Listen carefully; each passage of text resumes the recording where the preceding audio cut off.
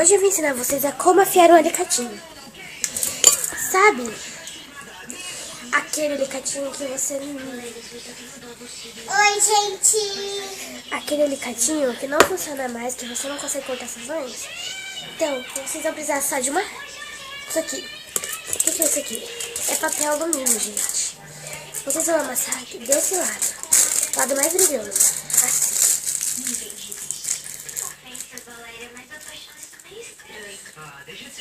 Aí você pega e começa a cortar. Você começa a cortar o papel alumínio. Ou você pode puxar assim.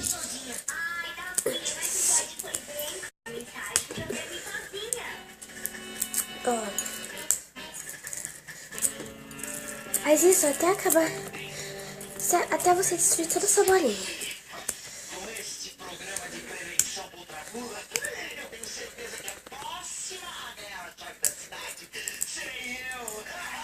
Ó, gente.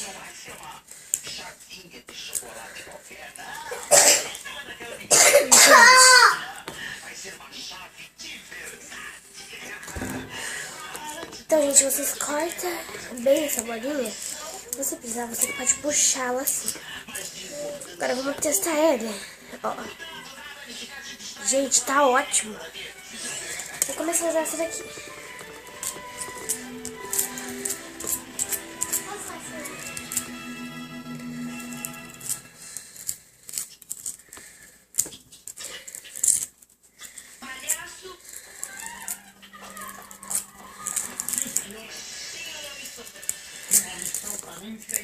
Sim, mas por que vocês gostam de ficar repetindo sempre o que eu falo? É pra eu me sentir lisonjeado, senhorzinho. Qual é a missão? Eu preciso que você vá a um encontro com a Valéria, minha ex-colega de classe. O endereço tá aqui.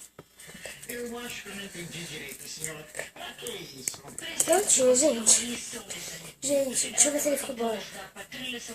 E como eu vou dar uma lição nela, senhorzinho? Gente, tá ótimo. Se você gostou da dica, eu vou dar uma olhadinha pra mostrar pra vocês. Ó, ficou assim.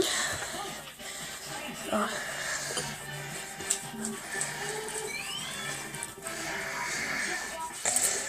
Ficou super afiado. Espero que vocês tenham gostado. Um beijão e tchau, tchau.